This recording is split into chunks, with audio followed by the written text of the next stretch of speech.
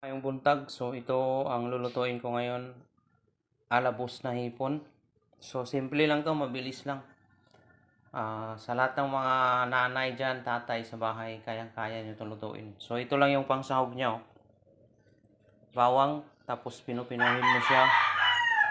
Tapos may ginisa mix, may cheese. So ito upgraded na to. Pwedeng lagyan ng cheese, depende sa inyo. Tapos merong white sugar. So, Sprite, tapos ketchup. So, ito, ang hipo na to ay 2 kilo yan. So, yan. Ayan po. Tapos, ngayon, titimplahin ko yan. So, itong bawang, ihalo lang doon sa may hipon. Tapos, itong ginisa mix. Halo-halo lang yan. Sumasama na. Kasama na rin yung konting sugar. Sprite lang yung Sprite. Iubos mo. Tapos, yung ketchup, pang finish, tsaka yung cheese. So, ayan. Ayan na po mga kabisdak. Yan. So, huwag kayong maglagay ng asin kasi yung mga hipon, maalat na po yan. Kapag seafoods, lahat po yan ay maalat. Tsaka ka na maglagay ng asin pag luto na. Yun. Tara mga kabistak, umpisahan na natin. Yan. Mga kabistak, nilagay ko na yung bawang, sugar. Pero yung sugar hindi ko inubos. Yun. 1/4 yan siguro. Kinalahati ko lang yung 1/4. So, pagkakulang sa tamis, tsaka mo lang dagdagan.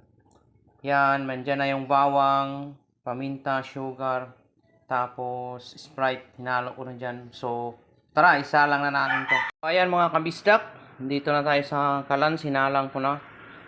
Yon, pag malapit na siya kumulo, tsaka ko nilagyan uli ng butter.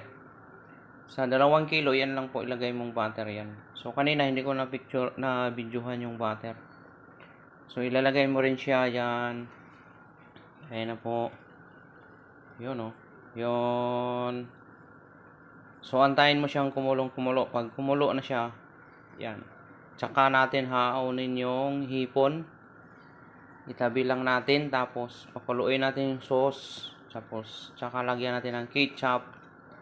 At cheese. Pag lumapot yon, ibabalik natin uli yung hipon doon. So, makita nyo mamaya. Yan. Kabisdak, kabisdak, ayan na po. Yan, so mapula na siya. So ngayon haunin natin yan.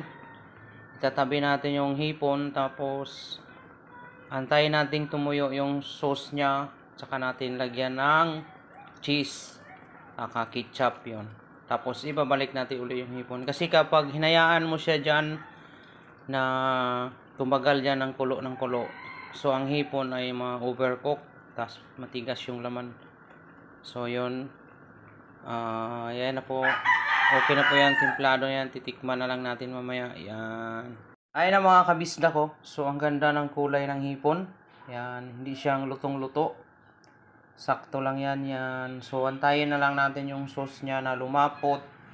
Pag nalapot na, tsaka natin siya ibalik saglit. Okay na yan. Tapos yun. Yan. So, ayan na mga kabisdak. So, kumulo na siya. Nandiyan na po yung ketchup, cheese. So, halo-halo na yan dyan. Butter, pamintang powder, dinurog na bawang, ginisa mix Sprite. Yung tubig niyan, Sprite po yan. Kasi yung hipon kanina, pinatuyuan yun. Walang tubig talaga yun. So, yung hipon din naman, nagtutubig din yun. So, hindi mo na kailangan maglagay ng tubig. So, ngayon, antayin ko na lang po yan na lumapot ng lumapot. Kasi kusang maglalapot yan kasi nakita yung cheese na kinadkad. Yun. Pag natunaw yun, yun na yung pinaka nagpapalapot sa kanya. Yan. Pag lumapot na, ibalik natin yung hipon doon. Yun. Tapos good na yun. Haunin na natin. At ilipat sa lagayan. Pwede na siyang kainin. So, birthday ni Pastora B ngayon. So, nilutuan ko siya. Tapos mamaya papasok na ako. Yan. Ayan po, lami kayo mga kabisdak. So ayan mga kabisdak, ayan na po. Lumapot na yung sauce niya, nakita nyo yun, oh. Yun, pag gano'n na siya, good na yan. Yan. So yung hipon, ibabalik natin dyan. So yan. Okay na yung ano niya, lasa.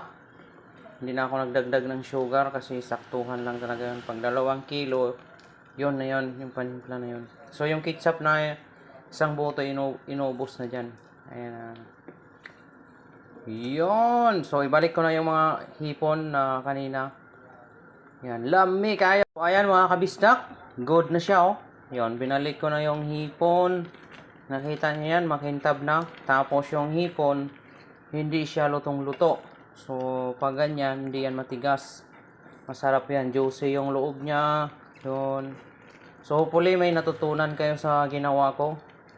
Hindi man maganda yung deliver sa pag-video, pero nawa ay may natutunan pa rin kayo kahit konti. So, mga nanay, tatay, kayang-kaya nyo gawin to sa bahay.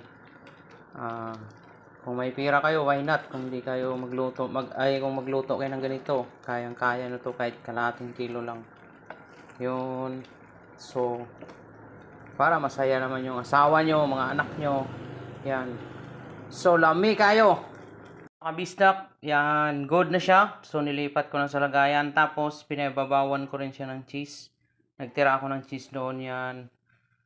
So, yan. Kayang-kaya nyo yan lutuin. Sa mga nanay at tatay sa bahay, kaya nyo yan. So, ang lahat ng yan ay pagtiwala mo lang kay Lord pag nagluto ka. At saka samahan mo ng masayang pagluluto at pagmamahal. Yon ang tunay na sikreto mga kabisdak.